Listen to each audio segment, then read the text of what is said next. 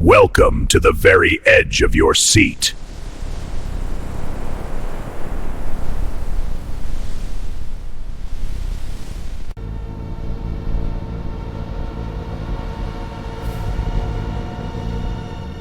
Severe pain racked her brain as if monkeys were stabbing her skull with annoyingly sharp needles over and over again. She turned to face what was reflecting in the door's only window and found herself paralyzed in her surprised stance, unable to move or even flinch. Worst of all, it was right in front of her. The figure was not fully materialized and seemingly only half there, yet the sheer amount of will pressed upon her consciousness was unsurmountable.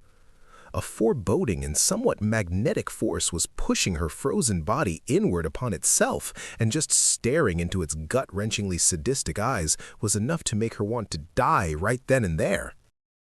"You wish to know what I want?" She did not see not one lip move. Was this coming from inside her, or did he actually speak at all? Before she could hear her own thought, the insidious being answered her abruptly. "Yes, I am inside of your mind. You have two choices, and two choices only. You may decide to condemn this structure as you had planned and force a new business entity to take charge of this premises, or you can examine your findings once more, if you take my meaning. If you end the current arrangement with the owners, everything will return to normal with a brand new set of strangers. Yet you, yourself, will in fact perish in this, even as you will have brought an end to the goings-on presently occurring here.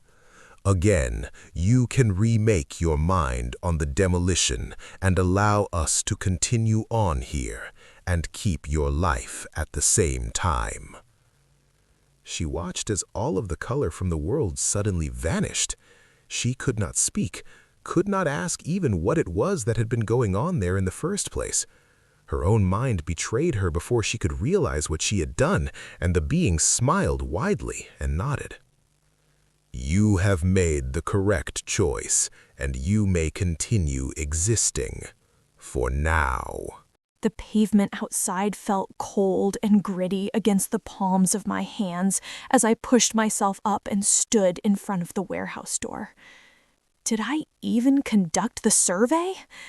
I looked down at my clipboard, which my left hand was just barely holding on to at this point, and saw that the building was in fact fit for business. Somehow I wanted to recheck, and yet it's already 6:16 in the evening. I must have just blacked the fuck out or something, but I got my work done. Time to call it in and go home. The very next night, I'm settled into bed and watching the local news, eating a greasy burger and fries from just down the street. Breaking news at the old abandoned warehouse? I was just there yesterday. The reporter stated that the owners of the building— oh my God, no. Oh shit, I could have stopped this. The owners were occultists and had been sacrificing their indentured servants that worked at their other businesses to what they called the true Old Testament God. They did not refer to him as Jehovah either. They called themselves servants of the archons, whatever that meant. The bodies of 13 missing immigrants were found underneath the warehouse floor in a back room, hidden by a false wall. I knew that place looked slightly larger from the back than what I saw inside. The news went on to state that the owners have now captured the city's mayor and are holding her hostage in exchange for their political demands. President Trump has called for an emergency status and is sending in the military, yet it seems they have a very powerful and strange weapon with them and are threatening to blow the entire capital to kingdom come. And I could have condemned that building? I could have even sworn that I had. Yet this was what was somehow actually happening. I began to go into a sudden panic attack as I felt the buzz of my cell phone going off.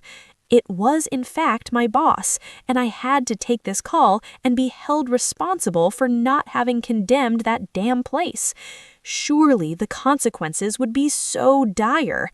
Everything I was living for was suddenly washed away without reason, and my entire life was about to change for the surely very worse.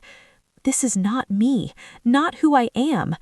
I think my roommate still has a vial of fast-acting recovery insulin around here someplace. I just cannot face this new and sudden undoing. I'm so sorry, so very sorry. Well, I'll leave a note. The military never made it to the capital. The rest of the nation did not even know what happened or why, but a strange SUV was seen on satellite leaving the now fully eradicated city and off into a nearby mountain range, only to disappear immediately as if it had never even been there at all. That was the only and very last bit of information anyone ever had, and to this day, not even her letter even mattered at all. One choice, one outcome. We doubt severity when it is brought to our attention until it's far too late. We decide to save ourselves, and at what cost to the many.